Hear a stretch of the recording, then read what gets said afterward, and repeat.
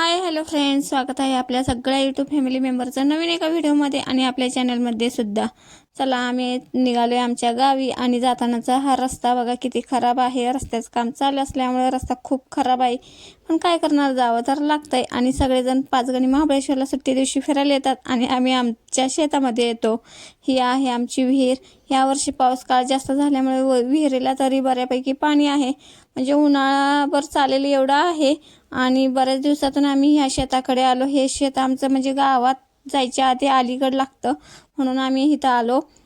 आणि इथे बघा आज आमच्या गावी देवाचा कार्यक्रम आहे भैरवनाथांचा, त्याच्यासाठी आलोय. मग जाता जाता शेतामध्ये जावं म्हटलं. आणि ह्या शेतामध्ये ना आम्ही टांगर लावले. हे ओढ्याकडचं शेत आहे, त्याच्यामुळे तुम्हाला बघा भरपूर झाडी दिसत असेल साईडनी.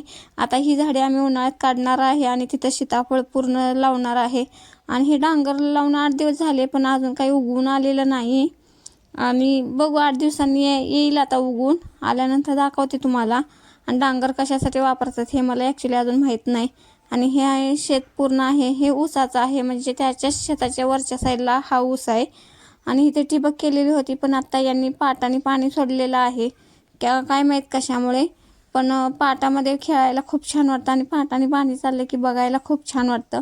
इथं वारा खूप सुटला आहे आणि घरामध्ये आपल्याला ऊन लागत नाही, पण बाहेरनं शेतामध्ये खूप ऊन लागतंय. बापरे, शेतात काम करणारे कसे करतात याची जाणीव होते यावेळी.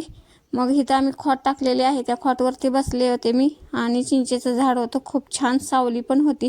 आणि समोर बघा तोपर्यंत गहू काढण्यासाठी हार्वेस्टरचं मशीन आलं आहे. पूर्वी कसं गहू काढण्यासाठी गहू कापायचा, मग मळणी मशीनमधून काढावा लागायचा, पण आता हार्वेस्टर मशीनमुळं ते सोपं झालं. गहू पटकन काढला जातो आणि डायरेक्ट पोत्यामध्येच भरावा लागतो, काही म्हणजे आणि हे शेत ना गावात एंट्री केल्याच लागतं. हे जिथं आम्ही कांदा लावलेला आहे. आणि वरती बघा तुम्हाला पॅराग्लायडिंग दिसत असेल, म्हणून 2 मिनिट इथे थांबलो आम्ही. पाचगणीला पॅराग्लायडिंगचं कॉम्पिटिशन सुरू आहे आणि तिथे ना बाहेरच्या देशातून सुद्धा खूप स्पर्धक आलेले आहेत. आता 17-18 जण वरती होते दिसत होते, पण ते काही कॅमेऱ्यात मला कॅप्चर करता आले नाहीत. खूप उंच होते आणि ते असं क्लिअर पण दिसत नव्हते. आणि त्यातले बघा हे 2 जण होते इथं पलीकडच्या शेतामध्येच खाली उतरले, काय माहीत काहीतरी प्रॉब्लेम झाला असेल. नंतर आम्ही घरी गेलो, भैरवनाथांचं दर्शन घेतलं, महाप्रसाद घेतला. तो काही व्हिडिओ मी केलेला नाही. आणि नंतर घरी आले तर 2 पार्सल माझे आले होते. मग म्हणलं लगेच ओपन करून बघूया काय आहे ते. हे होता रेयॉनचा कॉर्ड सेट विथ प्लाझो. खूप छान वाटला मला. हा मी मिशो ॲपवरून मागवलेला आहे. आणि मग म्हटलं लगेच ट्राय तरी करूया, म्हणून मी इथं ओपन केला. आणि खरंच याचा लुक खूप छान वाटतोय आणि याचं कापडसुद्धा एकदम मऊसूत खूप छान आहे.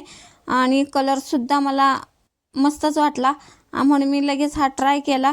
बघा कसा वाटतोय, एकदा कमेंटमध्ये सांगा. आणि तुम्हाला जर हा ड्रेस पाहिजे असेल तर याची लिंक मी डिस्क्रिप्शन बॉक्समध्ये देईनच.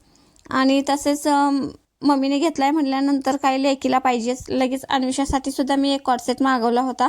तिने सुद्धा स्कूलमधून आल्या लगेच ट्राय केला. तिचासुद्धा मला कॉर्डसेट खूप छान वाटला. एकदम तिच्या कॉर्डसेटमुळे रॉयल लुक येतो. आणि तुम्हाला कसा वाटला एकदा कमेंटमध्ये सांगा. आणि याची सुद्धा लिंक मी डिस्क्रिप्शन बॉक्समध्ये देईनच. आणि हा व्हिडिओ मी इथंच एंड करते. पुन्हा भेटू नेक्स्ट व्हिडिओमध्ये.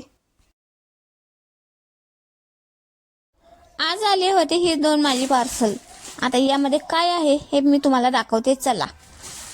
यामध्ये एक माझ्यासाठीचा कॉर्डसेट होता, रेयॉन फ्लोअरचा विथ प्लाझो सहितचा. हा कॉर्डसेट खूप छान असा मला वाटला, म्हणून मी हा मागवला. आता मम्मीने मागवला म्हटल्यानंतर लेकीला सुद्धा पाहिजेच. लगेच अन्वेषा म्हटली, मम्मी मला सुद्धा एक मागव, म्हणून मी तिच्यासाठी सुद्धा एक कॉर्डसेट मागवला होता.